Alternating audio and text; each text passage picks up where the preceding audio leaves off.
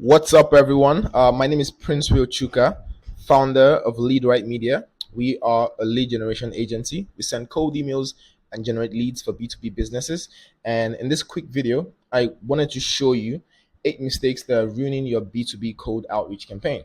So, if you are a founder or a lead generator or in a position that makes it your job to generate leads for an offer, a B2B service, or a product, these are 8 mistakes that could absolutely ruin your cold outreach, right? So, no time for small talk. We are going to jump right into this famous 8 mistakes. Okay, so in the next few minutes, I'm going to show you the mistakes that you must not make when doing cold outreach using email, right?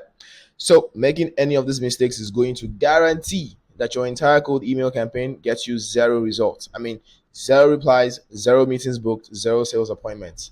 So the first most popular mistakes that most people make is they just get a domain, create some inboxes on Google or Outlook or Zoho and start sending emails. No, you should not do that. So the first thing you should do is to warm up the email inboxes that you have created. So as long as the domain and the email accounts you intend to use for cold outreach were purchased recently or just set up recently, you have to warm them up for at least 14 days before doing any cold outreach with them. The goal of the warm up is to ensure that your domains have built up a history of good usage before doing cold outreach. Now, skipping this step would guarantee that all the emails you send from those inboxes go to spam. Okay, so that's number one. Number two is not setting up and authenticating your DNS records. I'm talking the SPIF, the DMARC, and the DKIM. No one likes to talk about these things because they are boring, they're technical, and sometimes they're confusing. And people don't like doing the boring stuff. So setting up and authenticating DNS records like SPIF, DMARC, and DKIM, they're crucial for email deliverability when sending cold emails. Now, these protocols will help you protect your email sender reputation by preventing spoofing and ensuring that all your emails are correctly authenticated. Now, without them, your emails are more likely to get flagged as spam by email providers, thus reducing the chance of your emails reaching the recipient's inbox. Number three is not sending volume or just sending way too much volume, right? I'll explain, right? Because you can do too little, you can do just too much. Now, cold email as an outreach, as an outreach mechanism is linearly scalable, which means to get a lot of results, you need to also send a lot of emails, right? And by results, I'm talking sales appointments, book demos, walkthroughs, etc. Now, a good place to be in when sending out tons of cold emails is to build an engine that is at least sending up to 1,000 emails per day. So, if you aim to send at least 1,000 emails per day, you should at least have 33 inboxes, right? And if you're sending up to 30 emails from each of these inboxes, you'll be able to send up to 1,000 emails per day. And to have 33 inboxes, it means you should also have had at least 11 domains, because when you have 11 domains, you can create 3 inboxes on top of each domain, which will bring the total number of inboxes you have to 33. Now, what I mean by sending too little or too much too quickly is when you set up new inboxes, it makes no sense, or it's just bad practice to start to send out 30 emails per day from very fresh inboxes that have just been warmed up. So you need to scale the volume, steadily, right? So in the first week, you can be doing 10 emails per day, right, from each of the inbox, right? And by the second week, you could increase that number to 15 per day. And in that same vein, the number of warm-up emails that you're sending can also be reducing. So if you're using a good tool for sending your emails like Smart Lead or Instantly, you could do all of these settings in the back end of your Smart Lead or your Instantly account. When sending out the cold email, you could specify how many emails you want each inbox to send per day and how many warm-up emails you want from each inbox every single day, right? So the ideal thing to do is in the first week, you're sending out 10 emails per day and keeping it at 30 warm-up emails per day, right? By the second week, you'll scale to around 15 cold emails per day and scale down the warm-up to around 25. And by the third week, you could be sending around 20 cold emails per day and doing 25 warm-up emails per day until that number gets to around 30 cold emails per day and warm-up emails are still at 20. And that's a very good balance between your warm-up emails and your cold emails. So at peak sending capacity, each inbox can be sending around 50 emails per day. So that's 30 cold emails and 20 warm-up emails. That's a good balance to have. All right, so moving on to number four, mistake that could ruin your cold outreach is adding links, photos, files to your cold email. Now, adding links to your cold email is a sure way to increase your chances of landing in the spam. And if you need to absolutely send a link, a photo, or a file, you should only do this after the cold email has gotten a reply. So you sort of need to structure your first cold email in such a way that you're asking for permission, for consent, for just for engagement before you can send out a link, a file, or a photo, right? And the good thing about using this approach is when someone replies to your cold email, it means your email is in their inbox. And since you're already in the inbox, you can send a file, a photo, or a link, and it will land in the inbox. But if the link or the file was in the first email, it could automatically just go to spam. Now, number five mistake is no personalization in your cold outreach. Now, no personalization is the reason you're getting a lot of bad replies to your cold email.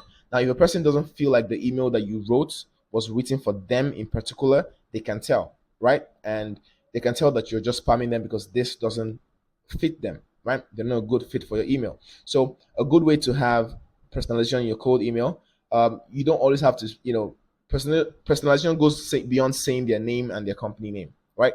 You could say things like call out their industry, right? So that way they have a good idea that you know who you're talking to. A good example is we work with electrical contractors in New York to increase revenue per technician using our blah blah blah product, right? So here, if you're sending this, if your email was going out to an electrical contractor in New York, this is personalized a lot enough, and they know that you're talking to them. All right. So number six reason that your cold outreach could be getting bad results is poor ICP targeting. Now, ICP stands for ideal client profile, right?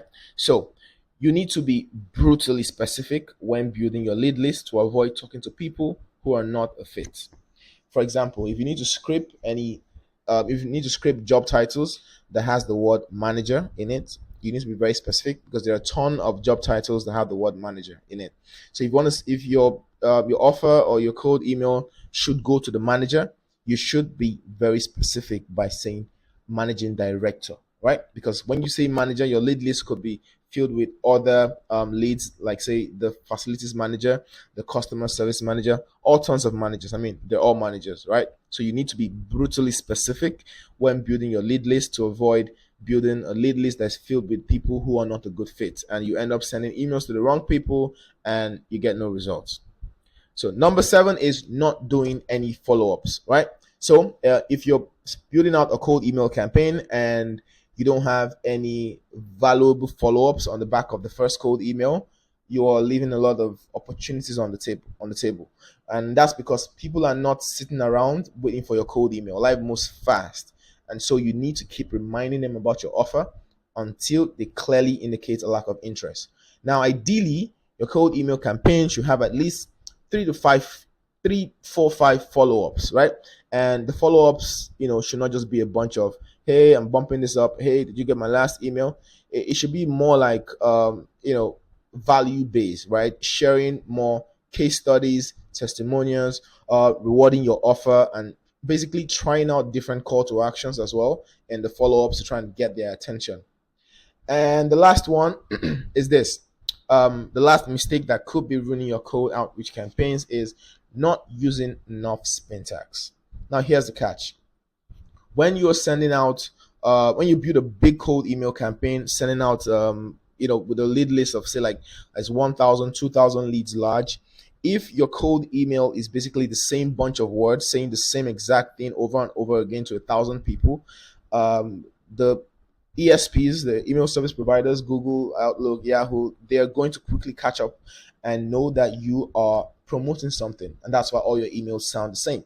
So you need to introduce a level of variability in your emails, right? And that is by adding spin tags. Spin tags is a combination of two words, spin and syntax. So spin and syntax came together to form the word spin tags. So for example, in your subject line, like I have here, You can have a bunch of different subject lines that your sending software can pick and choose which one would go out in each cold email, so that every cold email has the opportunity to sound unique and not like the same as the other 10,000 emails that you have sent, right? So here a bunch of subject line variations that could keep going out one after the other.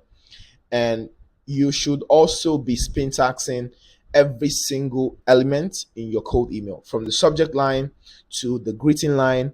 As you can see here, I'm not just saying hello first name, I'm saying hello here, saying hey, saying howdy, saying hey there, greetings, happy day of the week, time of day, and this would read like happy Monday morning first name, right? And even down to the signature, right? You could syntax that as well and not just say the same thing every single time, right? So, with this arrangement, the cold email could go out saying cheers, regards, talk later, best wishes, and even the name, right? Saying it in different ways. If my name was Bill Gates, one email could go out saying Bill Gates, B Gates, Bill G, right? That sounds cool. But just saying the name in very different ways so that every email has the opportunity to sound unique, right? And with this setup, you can create over 100 variations of combinations of the subject line, greetings, and signature. So every email is at least unique in some way, right? So if you avoid all these mistakes, you give yourself a fighting chance to allow your cold email campaign get you some decent results. But of course, there are also a lot of other variables that influence the success of cold outreach, like the offer, the targeting, and some other things like that, right? And I would make more videos to go into all of that. But if you are a B2B founder or an agency and you would like us to build you a world-class cold email infrastructure that sends out up to 50,000 cold emails every single month for your business and manage it completely done for you, just feel free to schedule a call with me anywhere. Just look around this video in the description. You can see a link and you can book a call with me, and we can get that conversation going.